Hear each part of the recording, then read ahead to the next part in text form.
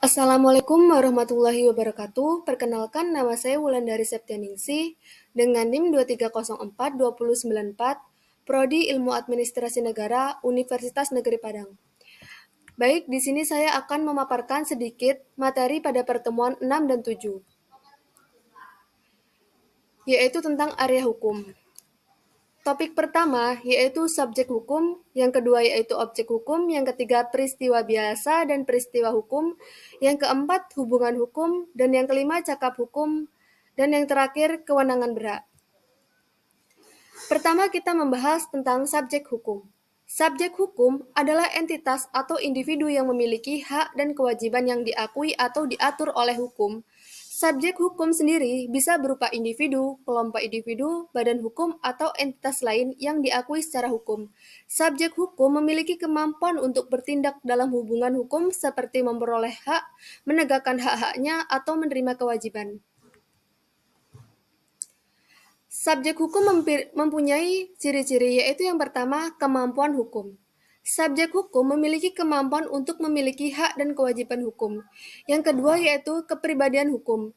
Subjek hukum dapat memiliki kepribadian hukum yang memungkinkan untuk bertindak dalam hukum sebagai entitas yang terpisah dari individu atau entitas lainnya.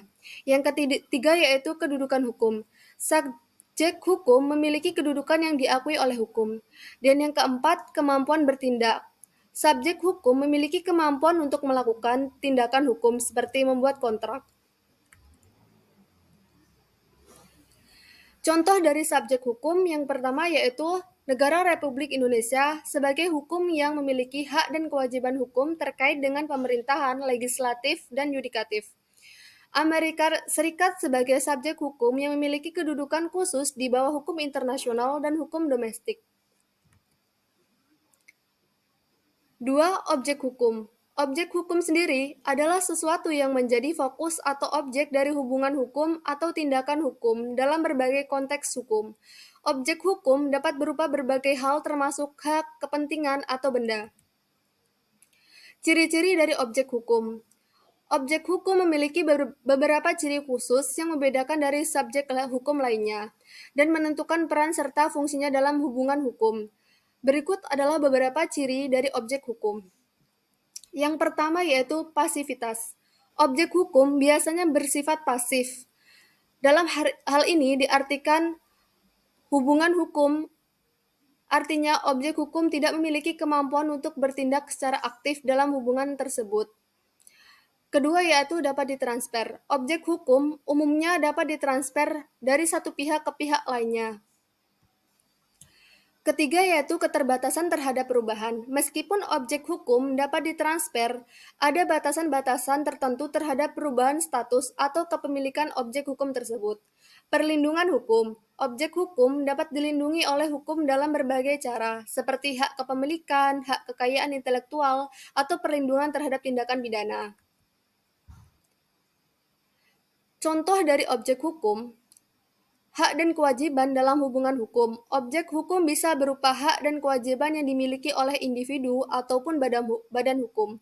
Contohnya termasuk hak milik atas properti, hak kontrak, dan hak warisan serta kewajiban untuk membayar hutang atau mematuhi perjanjian.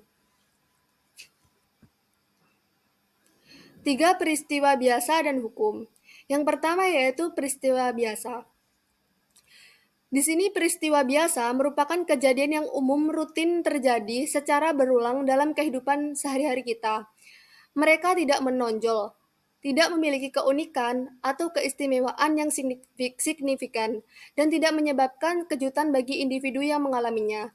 Karena sifatnya yang umum dan rutin, peristiwa-peristiwa ini tidak memerlukan perhatian khusus atau sorotan yang ekstra. Contohnya peristiwa biasa yang meliputi bangun tidur, sarapan, pergi bekerja atau sekolah, dan lain sebagainya. Dengan demikian, peristiwa biasa merupakan bagian integral dari kehidupan sehari-hari dan menjadi fondasi dari rutinitas serta pola kehidupan manusia.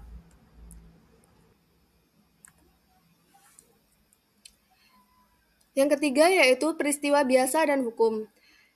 2. Peristiwa hukum. Peristiwa hukum adalah kejadian atau situasi yang memiliki konsekuensi atau akibat hukum tertentu.